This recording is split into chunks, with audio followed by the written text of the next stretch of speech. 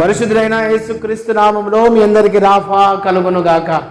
Rapha అనగా స్వస్థత కలుగునుగాక. శరీర సంబంధమైన స్వస్థత, ఆత్మకు స్వస్థత కలుగునుగాక. మన దగ్గర లేనిది దేవుని యొద్ద నుండి పొందుకోవడమే నిజమైన స్వస్థత.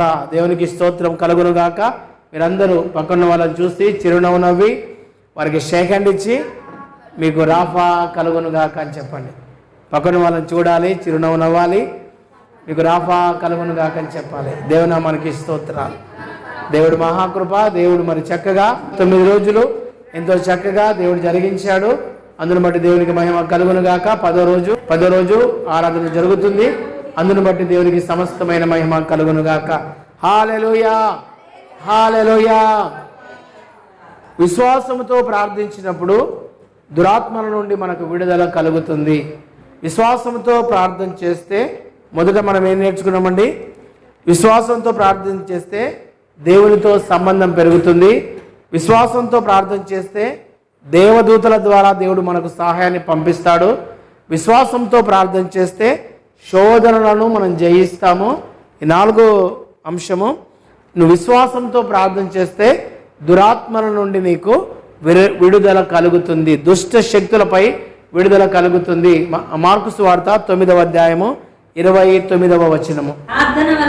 ప్రార్థన వలనే గాని మరి దేని వలనైనను ఈ విధమైనది వదిలిపోవుట అసాధ్యమని వారితో చెప్పెను. ప్రార్థన వలననే కానీ మరి దేని వలనైనను ఈ విధమైనది వదిలిపోవుట అసాధ్యమని వారితో చెప్పెను. దేవునామానికి స్తోత్రాలు. ప్రార్థన మార్కు సువార్త 9వ అధ్యాయం 29వ వచనం.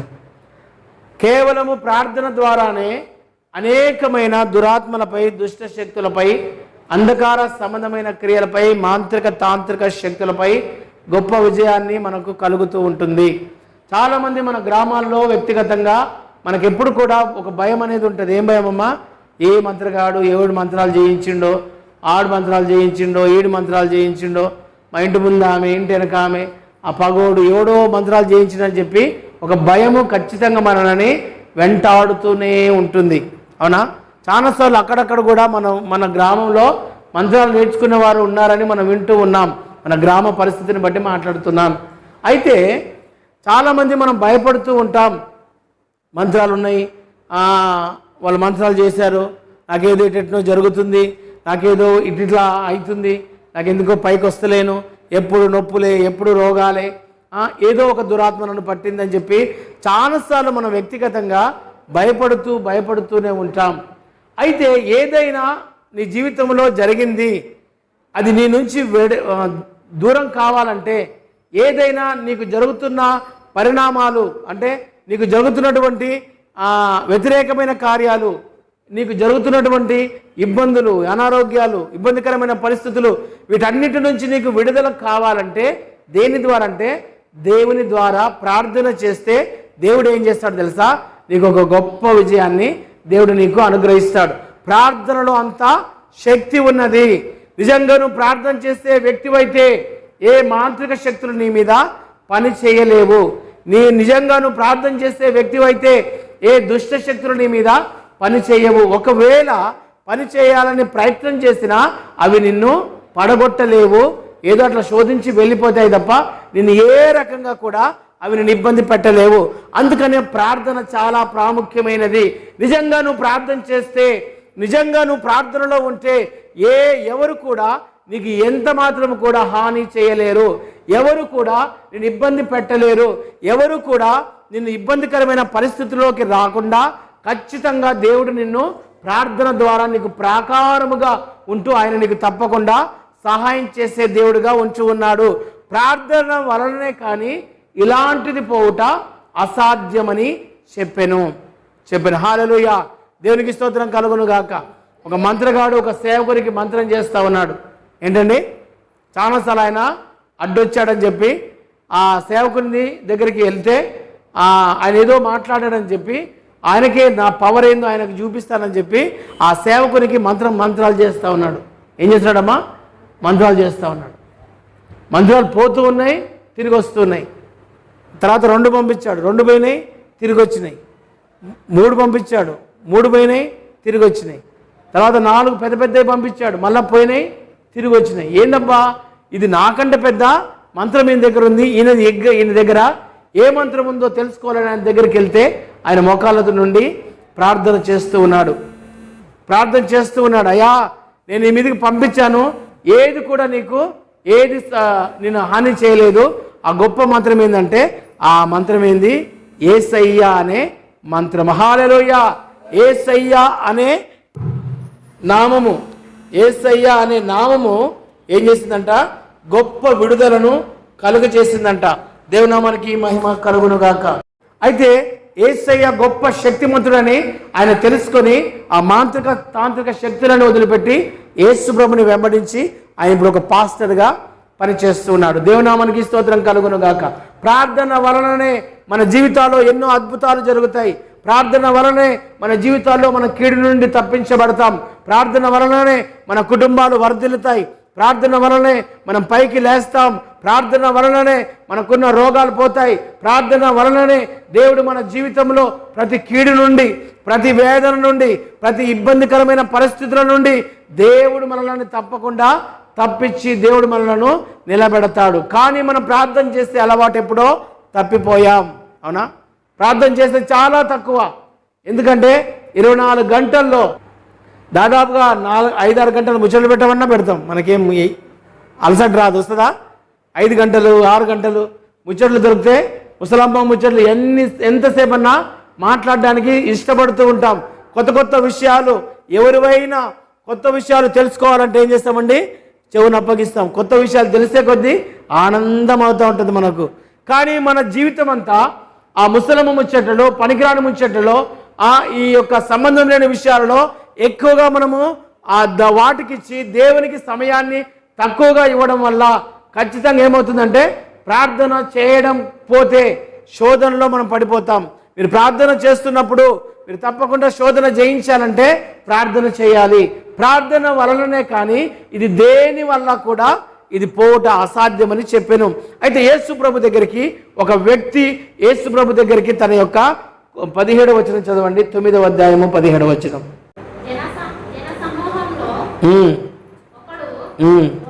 బోధకుడా, మూగ దయ్యం నా కుమారుణ్ణి నీ యొద్దకు తీసుకొని వచ్చి తిని. చాలమా, స్తోత్రం కలుగును గాక. ఒక వ్యక్తి, బోధకుడా, యేసయ్యా నా కుమారునికి దయ్యం పట్టిందని ఏం చేశాడు ఆయన? తన కుమారుణ్ణి దేవుని దగ్గరికి తీసుకొని వచ్చాడు. హల్లెలూయా. దేవుని దగ్గరకు వస్తే స్థితిగతులు తప్పకుండా మారుతాయి. దేవుని దగ్గర నువ్వు ఉంటే తప్పకుండా నీ స్థితి నుంచి నీకు విడుదల కలుగుతుంది. తప్పకుండా నీ జీవితంలో ఆయన ఒక అద్భుతాన్ని, ఒక ఆశ్చర్యకార్యాన్ని జరిగిస్తాడు. మనకు శ్రమలు వచ్చినప్పుడు, బాధల్లో మనం ఉన్నప్పుడు, వ్యక్తిగతంగా కృంగిపోతూ ఉన్నప్పుడు, మన సమస్యను దేవుని దగ్గర పెట్టినప్పుడు ఏం చేశాడంట? కొడుకుకు దయ్యం పట్టిందని ఏం చేశాడు ఆయన? ఆ కొడుకుని దేవుని దగ్గరికి తీసుకొని వచ్చాడు. నిజంగా మన సమస్యలు ఎన్నో ఉంటాయి. మన కుమారులు కూడా మాట వినరు, కుమార్తెలు మాట వినరు, భర్త మాట వినడు, భార్య మాట వినడు, మన ఉద్యోగంలో మనకు సంబంధించిన వారు మన మాట వినరు. ఎన్నో రకాలుగా మనల్ని భయంకరంగా శోధించేవారు అనేక మందిని మనం చూస్తూ ఉన్నాం. శోధనలు, అప్పులో ఇబ్బంది పెడతారు. అంతేనా? ఈ లోకంలో అనేక మంది మనల్ని బాధ పెట్టేవారే. నానా రకాలుగైన రోగాలతో మనం బాధపడుతూ ఉంటాం. నానా రకాల ఇబ్బందులతో కుటుంబాలలో మనం బాధపడుతూనే ఉంటాం. ఎన్నో రోజులుగా కుదరని రోగము, కుదరని సమస్యల చేత మనం ఎంతగానో బాధపడుతూ ఉంటాం. నీ బాధ నీ దగ్గర పెట్టుకోవడం కాదు. ఏం చేయాలంట? ఆ బాధని దేవుని దగ్గరికి తీసుకొచ్చి దేవునికి అప్పగించాలి. హల్లెలూయా. యేసయ్యా నాకు ఈ బాధ ఉంది నాయనా, ఇది తొలగించు. యేసయ్యా నేను సమస్యతో ఉన్నాను, ఇది సహాయం చేయి. నాయనా నాకు సమస్యలు ఉన్నాయి, ఆర్థిక సమస్యలతో బాధపడుతున్నాను, అనారోగ్యంతో బాధపడుతున్నాను, కుటుంబ సమస్యలు, భార్యాభర్తల మధ్య సమస్యతో బాధపడుతున్నాను ప్రభువా, దయచేసి మీరు నాకు సహాయం చేయండి అని మనకున్న సమస్యను దేవుని దగ్గర పెట్టినప్పుడు దేవుడు ఏం చేస్తాడంట? తప్పకుండా దాని నుంచి మనలను విడుదల కలిగించే దేవుడు. హల్లెలూయా. దేవునికి స్తోత్రం కలుగును గాక. కీర్తన గ్రంథము 37వ అధ్యాయం 5వ వచనంలో, నీ మార్గము యెహోవాకు అప్పగింపుము, నీవు ఆయనను నమ్ముకో, ఆయన నీ కార్యము నెరవేర్చు. నీ మార్గాలన్నీ, మన మార్గాలన్నీ ఎవరికి అప్పగించాలి? దేవునికి అప్పగించాలి. దేవా, నా వల్ల ఏది కాదు, నువ్వు ఒక్కరివే చేయగలవు, నువ్వు ఒక్కరివే నా సమస్య నుంచి విడుదల కలిగించగలవు, మీరొక్కరే అద్భుతమైన రీతిలో, ఆశ్చర్యకరమైన రీతిలో నాకున్న సమస్యల నుండి నువ్వు విడిపించగలవని మన సమస్యను దేవుని దగ్గరికి పెట్టినప్పుడు ఆయన ఏం చేస్తాడంట? మన కార్యాలన్నీ ఆయన సఫలం చేస్తాడు. హల్లెలూయా. దేవునికి స్తోత్రం కలుగును గాక. ఒక కుమారుడు ఉన్నాడు. ఆ కుమారుడు మాట వినని కుమారుడు. ఎవరండి? తండ్రి మాట లెక్క చేయడు, తల్లిని లెక్క చేయడు, ఇంట్లో ఉన్న పెద్దవాళ్ళని లెక్క చేయడు. ఇష్టానుసారంగా ఎన్నో రోజులుగా చెడు తిరుగుళ్ళు తిరుగుతూ ఇబ్బంది పడుతూ ఉన్నారు. కుటుంబం అంతా ఇబ్బంది పడుతూ ఉన్నారు. అయ్యో, నా కుమారుడు పాడైపోతున్నాడే, ఇంకా వివాహం కాలేదే, చెడు తిరుగుతూ ఇష్టానుసారంగా తాగుతూ ఎప్పుడో రాత్రి 1 గంటకు ఇంటికి వస్తూ భయంకరమైన డ్రగ్స్కు బానిసై నా కుమారుడు బాధపడుతున్నాడని చెప్పి తల్లి తండ్రి ఎంతగానో ప్రార్థన చేస్తూ రోధిస్తూ ఉన్నారు. నిజంగా దేవుడు ఒక దినాన ఆ యొక్క వారిద్దరి ప్రార్థనను దేవుడు ఆలకించాడు. హల్లెలూయా. దేవా, మా కుమారుని మేము మార్చలేం. దేవా, మా కుమారుని మార్చడం మా వల్ల కాదు. తాగుబోతుతనం మేము మార్చలేం, ఆయన డ్రగ్స్ మేము మార్చలేం, ఆయనకున్న చెడు తిరుగుళ్ళు మేము మార్చలేం, మా వల్ల ఏది కాదు ప్రభా. నా కుమారుణ్ణి నీ చేతికి అప్పగిస్తున్నాను ప్రభా, నీవే మార్చు నా కుమారుని అని చెప్పి ఆ తల్లిదండ్రులు ఇద్దరు దేవుని కాళ్ళు, దేవుని పాదాలు పట్టుకున్నప్పుడు అద్భుతమైన రీతిలో ఒకరోజు ఒక చిన్న యాక్సిడెంట్ జరిగింది. యాక్సిడెంట్ జరిగిన తర్వాత చాలా రోజులు, 1 నెల 2 నెలలు ఆయన బెడ్ మీదనే ఉండాల్సిన పరిస్థితి ఏర్పడినప్పుడు ఏ స్నేహితుడు కూడా చూడ్డానికి రాలేదు. ఫోన్ చేయడానికి ఎవరు కూడా ఫోన్ చేయలేదు.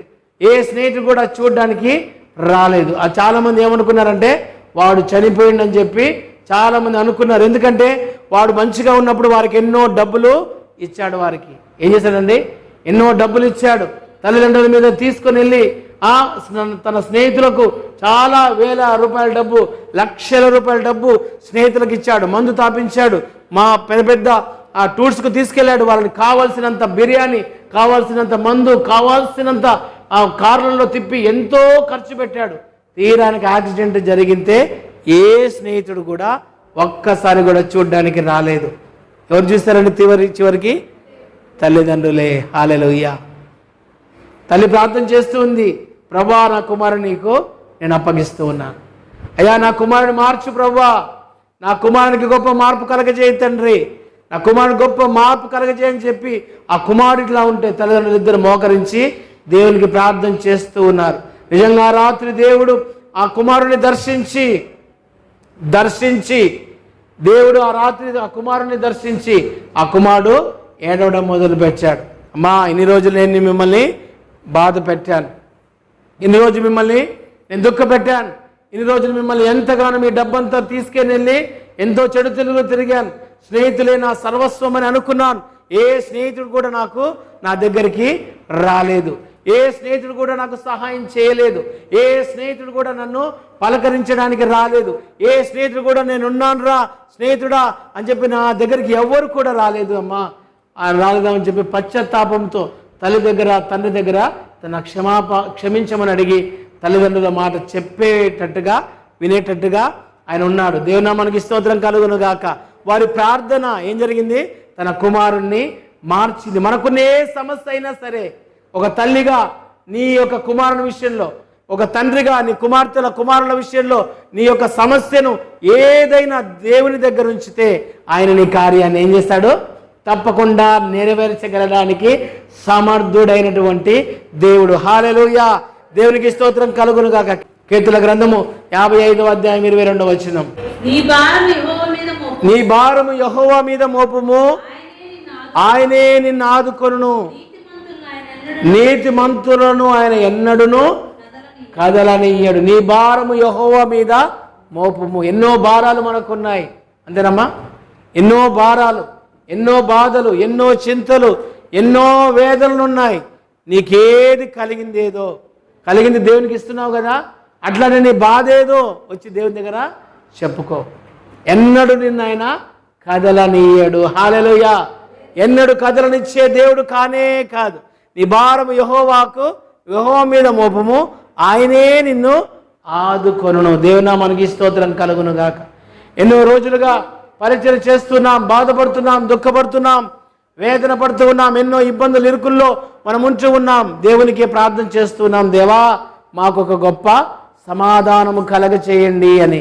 దేవుడు త్వరలోనే మనకేం చేస్తాడండి, అద్భుతమైన రీతిలో ఒక మంచి సమాధానాన్ని దేవుడు మనకు అనుగ్రహించగలడానికి సమర్థుడైన దేవుడు.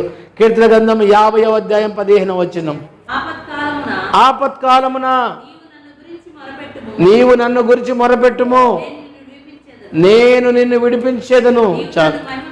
నీవు నన్ను మహిమపరచు. ఆపత్కాలమున నీవు నాకు మొరపెట్టుము, నేను నిన్ను విడిపించేదను.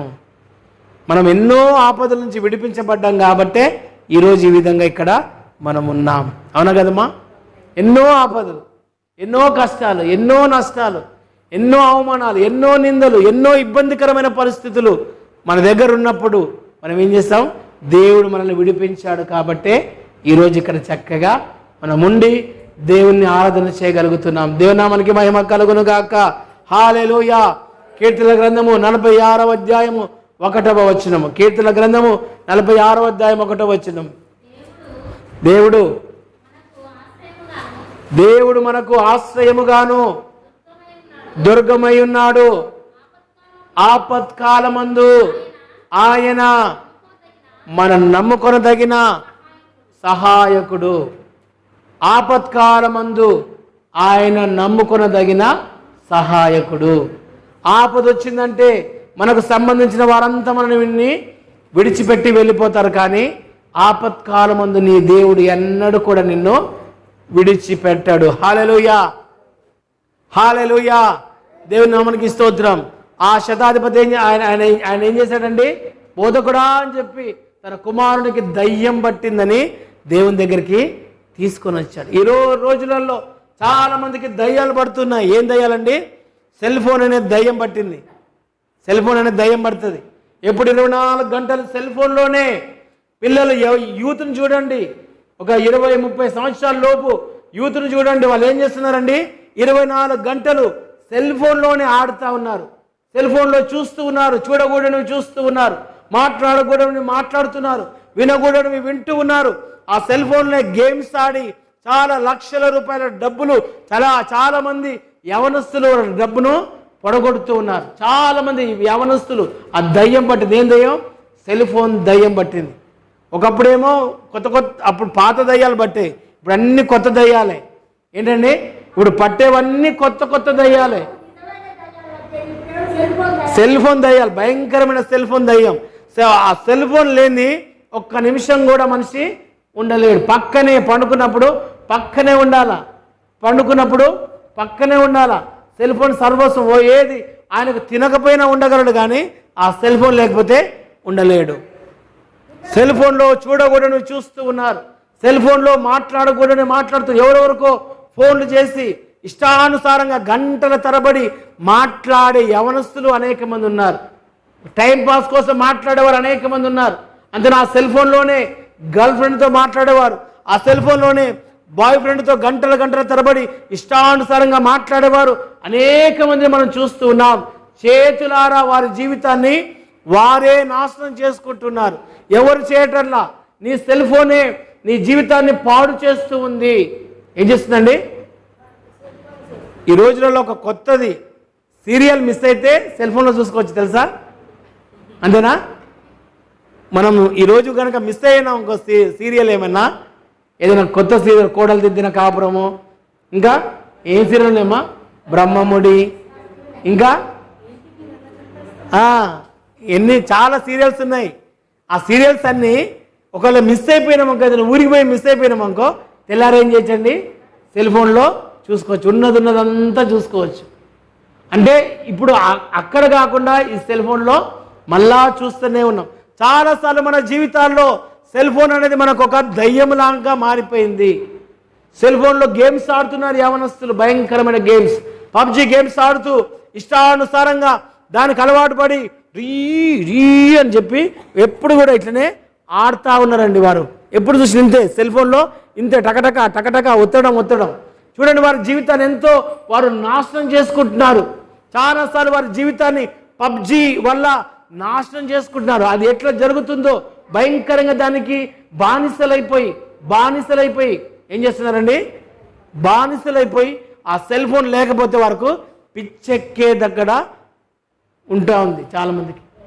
సెల్ ఫోన్ భయంకరంగా, సెల్ ఫోన్లో బూతు సినిమాలు చూస్తూ, చూడకూడనివి చూస్తూ, ఆ సెల్ ఫోన్లో వినకూడనివి వింటూ వాళ్ళు ఏం చేస్తున్నారండి, భయంకరమైన దయ్యం, సెల్ ఫోన్ దయ్యం. ఇంకేం దయ్యం అండి? ఎన్ని దయ్యాలు చెప్పాలా? ఒక్క దయ్యం, ఇంకా చాలా దయ్యాలు ఉన్నాయి. ఇంకా ముచ్చట్ల దయ్యం, ముచ్చట్లు పెడితే కథం, ఇంకా అస్సలు ఒడవదా ముచ్చట అమ్మా. సీరియల్ దయ్యం, ఆ సీరియల్ పెద్ద దయ్యాలు. ఎవరింటికి 7 గంటల నుంచి 9 గంటల వరకు ఎవరింటికి వెళ్ళొద్దండి. ఏం చేస్తారు వాళ్ళు? ఆ 7 గంటల నుంచి 9 గంటల దాకా, 10 గంటల దాకా చూస్తూనే ఉంటారు. సీరియల్స్ వస్తూనే ఉంటాయి కంటిన్యూగా. అంతేనా? చూసి ఆ సీరియల్లో ఏ విధంగా జరగాలో మా కుటుంబంలో కూడా అదే రకంగా జరగాలని అనుకుంటారు చాలామంది. అత్త కోడల పంచాయతీ అంతా అదే. ఒక సీరియల్ ఏముంటుందండి, అత్తని ఏ విధంగా బాధ పెట్టాలా అనేది ఉంటుంది. ఇంకో సీరియల్ ఏముంటుంది, కోడల్ని ఏ విధంగా అనగదొక్కాలా అనేది ఉంటుంది. ఇంకో సీరియల్ ఏముంటుంది, అక్రమ సంబంధాలు ఏ విధంగా ప్రోత్సహించాలో ఉంటుంది. కొన్ని సీరియల్ ఎట్లా ఉంటాయి, ఆ పిల్లలని ఏ విధంగా మన వైపు లాక్కోవాలా అని ఉంటుంది. ఏదో పనికిరానివి ఆ సీరియల్లో జరిగిందంతా మన కుటుంబాల్లో జరగాలని చాలామందికి తెలివి బాగా పెరుగుతుందండి. ఒకప్పుడు నోట్లో మాట రానోళ్ళు సీరియల్ చూసి ఆ మాటలు ఇని బయటకు వచ్చి అట్లనే మాట్లాడుతున్నారు తెలుసా చాలామంది. అదే ముచ్చట, అదే మాటలు, అవే డైలాగులు, అవే వస్తున్నాయి చాలామందికి. ఎందుకు? నువ్వు ఏమి వింటున్నావు? నువ్వు దేవుని బిడ్డగా ఉంటూ సీరియళ్ళు వింటున్నావా? దేవుని బిడ్డగా ఉంటూ దేవుని వాక్యాన్ని నువ్వు వింటున్నావా? కాదు. ఏమి వింటున్నావు? సీరియళ్లకు, సినిమాలకు బానిసలైపోతూ ఉన్నావు. సీరియల్లో చూస్తే ఆ హీరోయిన్ ఏ చీర కట్టుకుందో తెల్లారో మరుసటి రోజు అదే చీర ఈమె కట్టుకోవాలా, అట్లనే కుట్టించుకోవాలి జాకెట్. ఇవి కొత్తగా ఈ రోజులు ఎట్లా వచ్చినాయండి, ఇక్కడ హోల్ ఉంటుంది జాకెట్కు తెలుసా.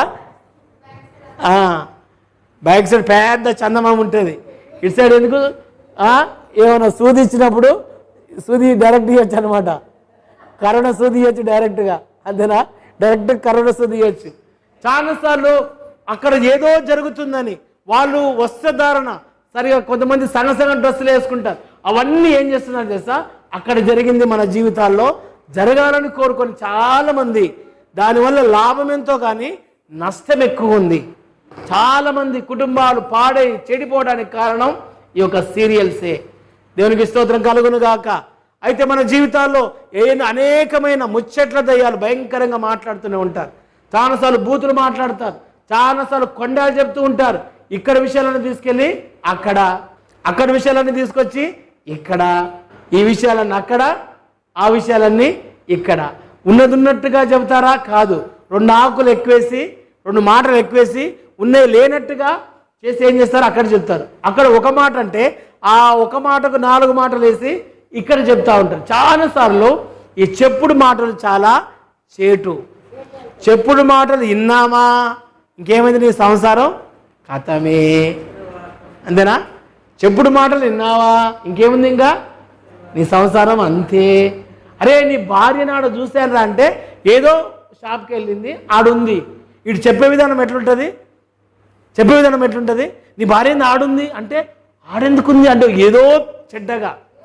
ఎందుకు పోయింది? కూరగాయలకో, ఇంకా దుకాణానికో, ఏదో నీళ్ళకో, ఏదో ఒక పని మీద వెళ్తారు. అంటే చెప్పే విధానం చాలా చేటు. చాలాసార్లు మన జీవితాల్లో ఎదుటివారు చెప్పినవి మాత్రమే విని నిర్ణయాలు తీసుకుంటూ ఉంటాం. చెప్పేవారు సరిగా చెప్పకపోతే, చెప్పేవారే తప్పు చెబితే ఏమవుతుంది? నీదంతా ఏమైనట్టు మటాషే. చాలాసార్లు ఈ యొక్క దయ్యాల్ని మనం వెళ్ళగొట్టాలి. మన జీవితంలో ఉన్న ఈ దయ్యాలన్నిటి నుంచి మనకు ఏం కావాలండి? చెప్పుడు మాటలు వినకుండా, చెప్పుడు మాటలు ఇక్కడ విషయాలు అక్కడ, కొండెములు చెప్పకుండా, సినిమాలు చూడకుండా, సీరియల్ చూడకుండా, ఫోన్కు బానిస కాకుండా, చాలాసార్లు ఇష్టానుసారంగా ఫోన్లు చేసి గంటల తరబడి ఇంట్లో ఎవరు లేరని ఎవరితో పడితే వారితో ఇష్టానుసారంగా మాట్లాడకుండా ఈ దయ్యాలను ఏం చేయాలి? దయ్యాల్ని ఫస్ట్ ఎల్లగొట్టాలి. మన కుటుంబాల్లో ఉన్న ఆ దరిద్రపు దయ్యాలు అవన్నీ. అందుకని మనం ఏం చేస్తున్నాం? ఎదుగుతలేం. అంతేనా? ఎదగకపోవడానికి కారణం ఏంటి? ఆ దయ్యాలు ఇంట్లో ఉన్నాయి. ఏదో కొత్తవే కావు, ఈ ఇంట్లో ఈ వ్యసనాలే దయ్యాలు. పెద్దగా భయంకరంగా తాగాల. అంతేనా? యవనస్తులు ఏం చేస్తున్నారండి? విపరీతంగా ఉన్న డబ్బంతా అమ్మను నాయనను కొట్టి ఏం చేస్తున్నారంతా? ఉన్న డబ్బంతా వెళ్ళి ఆ షాపునికి, వైన్స్ షాప్ కొని, ఆ వైన్ షాప్లో మందు కొని భయంకరంగా తాగి వాళ్ళు ఏం చేస్తున్నారండి? ఆ వైన్ షాప్ ఏమో బిల్డింగ్ మీద కడితే తాగినోడు ఏం చేస్తుంది? ఉన్నవి కూడా అమ్ముకోవాల్సిన పరిస్థితి. చాలాసార్లు ఈ దయ్యాలను ఎల్లగొట్టాలి. చాలాసార్లు మన జీవితంలో వ్యభిచారం అనే దయ్యం, చాలాసార్లు మోహపు చూపులు అనే దయ్యం. ఈ దయ్యాలన్నీ వెళ్ళినప్పుడు తప్పకుండా మా కొడుకుకు దయ్యం పట్టిందని ఏం చేశాడు? ఆయన దేవుని దగ్గరికి తీసుకొచ్చాడు. అంతేనా? చాలామంది బద్ధకం, ఏం పని చేయరు. ఏం చేస్తారండి? బద్ధకం, ఏం పని చేయరు, అట్లనే కూర్చుంటారు. మరి పని చేయకపోతే ఎట్లా వస్తుంది? అంతేనా? ఒకసారి ఆలోచించండి. బద్ధకం, చాలాసార్లు బద్ధకం కూడా ఒక దయ్యమే. తిండిపోతుతనం కూడా ఒక దయ్యమే. మంచిగా తినాల 3 పూటలు 4 పూటలు, తిండి మీద ధ్యాస తప్ప, తిండి మీద ధ్యాస, భయంకరమైన ధ్యాస. అసూయ ఒక దయ్యమే. అంతేనా? గట్టిగా గొంతేసి మాట్లాడతారు, భయంకరంగా నోరేసుకొని మాట్లాడతారు, ఎక్కడికో వినబడుతుంది, అది కూడా ఒక పెద్ద దయ్యమే. చాలాసార్లు దయ్యాలు, భయంకరమైన దయ్యాలు మన ఏలుబడి చేస్తూ ఉంటాయి. దేవా, నా కుమారునికి దయ్యం పట్టింది. ఏమన్నాడు ఆయన? నా కుమారునికి దయ్యం పట్టిందని దేవుని దగ్గరికి తీసుకొని వచ్చాడు. నీ కుటుంబంలో పరిస్థితి ఏమై ఉన్నదో, అంతేనా? నీ కుటుంబంలో ఎలాంటి ఇబ్బందులు ఉన్నాయో, నీ కుటుంబ సమస్యలు ఏమై ఉన్నాయో దేవుని దగ్గరికి వచ్చి, దేవా నా సమస్యలు ఇవని చెప్పి దేవునికి చెప్పుకుంటే, హల్లెలూయా, దేవుడు ఏం చేస్తాడండి? తప్పకుండా నీ సమస్యల నుండి దయ్యాన్ని వెళ్ళగొట్టినట్టుగా నీ సమస్యల నుంచి ఆయన ఏం చేస్తాడు? వెళ్ళగొడతాడు. దేవుని నామానికి మహిమ కలుగును గాక. హల్లెలూయా, దేవునికి స్తోత్రాలు. అదే మార్కు సువార్త 9:23 వచనంలో, నమ్ముట నీ వలననైతే నమ్మువానికి సమస్తమును సాధ్యమే. 24 వచనంలో యేసుప్రభువు అంటున్నాడు, ఇది నేను చేయగలనని నువ్వు నమ్ముతున్నావా? నమ్మకం ఉందా? 9:24 వచనం, 23 చదువు, 23 వచనం. నమ్ముట నీ వలననైతే నమ్మిన వానికి సమస్తము సాధ్యమే. చాలు, నమ్ముట నీ వలననైతే నమ్మువానికి సమస్తమును సాధ్యమే. నమ్మాలి, విశ్వసించాలి. మనుషుల మాటల మీద ఎక్కువగా ఫోకస్ పెడుతూ ఉంటాం, మనుషుల మాటలు ఎక్కువగా నమ్ముతూ ఉంటాం. ఎక్కువగా చెప్పుడు మాటలు ఎప్పుడైనా చేటే. అదే దేవుని నమ్మితే దేవుడు తప్పకుండా నీ జీవితంలో అద్భుతం. 24 వచనం, నమ్ముచున్నావని దేవుడు వెంటనే ఆ చిన్నవాని తండ్రి నమ్ముచున్నాను, నాకు అపనమ్మకం ఉండకుండానట్లు సహాయం చేయమని బిగ్గరగా చెప్పాను. నువ్వు నమ్ముతున్నావా? చెప్పండమ్మా, నమ్ముతున్నావా? నిజంగా అపనమ్మకం ఉండొద్దు, సగ నమ్మకం కాదు. దేవుడు తప్పకుండా నీ జీవితంలో ఒక అద్భుతాన్ని చేస్తాడనే నమ్మకం, దేవుడు నా జీవితంలో ఒక అద్భుతాన్ని చేయగలడు అనే నమ్మకం. అపనమ్మకం చాలాసార్లు ఇన్ని రోజుల నుంచి దేవునికి వస్తున్నా, నా దగ్గర కార్యం జరగలేదు, ఇన్ని రోజుల నుంచి దేవుని దగ్గరకు వస్తున్నా, నా జీవితంలో ఒక కార్యం జరగలేదు అని చెప్పి నువ్వు అనుకోవద్దు. నువ్వు నమ్మితే ఏం చేస్తాడు దేవుడు? తప్పకుండా నీ జీవితంలో అద్భుత కార్యం దేవుడు జరిగిస్తాడు. అపనమ్మకం మనకు కలగకుండా ఉండాలి. ఇంకా దేవునికి స్తోత్రం కలుగును గాక. హల్లెలూయా. నమ్ముచున్నావా? దేవుడు మనకి ఇది ఇస్తారని నమ్ముతున్నారా? వాళ్ళు బంద్ అయిపోతారని నమ్ముతున్నారా? నమ్ముతున్నాం. దేవునికి స్తోత్రం కలుగును గాక. హల్లెలూయా. నువ్వు నమ్మిక చొప్పునే నీకు జరుగును గాక. జరుగుతుందో జరగదో? జరుగుతుంది. అంటే కొన్ని విషయాలు మనం అనుకుంటా ఉంటాం, అవుతుందో కాదో, ఎట్లయితుందో అట్లయితుందో, ఎన్నో రకరకాల ఆలోచనలు ఉంటాయి. కాదు, దేవుడు తప్పకుండా నా జీవితంలో కార్యము జరిగించగలడని నువ్వు నమ్మితే తప్పకుండా ఆయన ఏం చేస్తాడు? నమ్మకం చొప్పున జరిగించే దేవుడు. హల్లెలూయా, దేవునికి స్తోత్రాలు. 29 మళ్ళీ చదవండి, 9:29. అందుకాయన ప్రార్థన వలననే మరి దేని వలనైనను ఈ విధమైన వదిలిపోవుట అసాధ్యమని వారితో చెప్పెను. ప్రార్థన వలననే కార్యాలు జరుగుతాయి. భయంకరమైన దెయ్యం పట్టిన వ్యక్తిని దేవుని దగ్గరికి తీసుకొస్తే యేసుప్రభువు ఏం చేశాడండి? ఇది ప్రార్థన వలననే జరుగుతుంది, ప్రార్థన వలనే కార్యము జరుగుతుంది. మరి దేని వలన జరగదు? దేని వలన కార్యము జరగదు? ప్రార్థన వలననే. దేవునికి స్తోత్రం కలుగును గాక. మీ కుటుంబాల్లో ఉన్న దయ్యపు శక్తులు యేసు నామములో వెళ్ళిపోను గాక. మిమ్మల్ని బలహీనపరిచే దయ్యాలు యేసు శక్తిగల నామములో విడుదల కలుగును గాక. కుటుంబాల్లో గొడవలు పెట్టే దయ్యాలు యేసు నామములో విడుదల కలుగును గాక.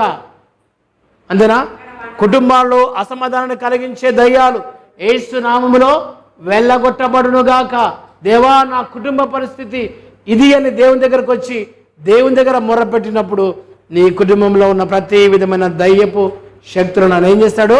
విడుదల కలిగిస్తాడు. సూర్యకాంతాలం అందరూ మార్చబడుదురు గాక. అంతేనా?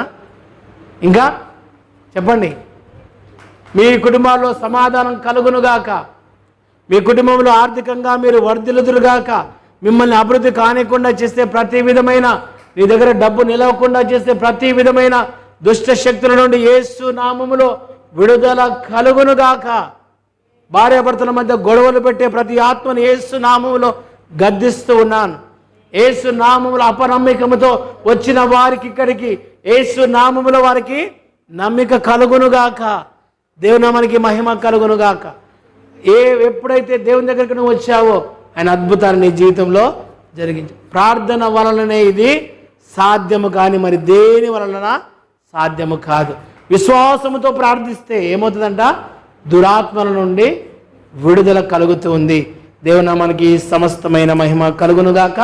దేవుడు తన పరిశుద్ధ వాక్యమును దీవించి ఆశీర్వదించునుగాక. ఆమేన్, ఆమేన్, ఆమేన్.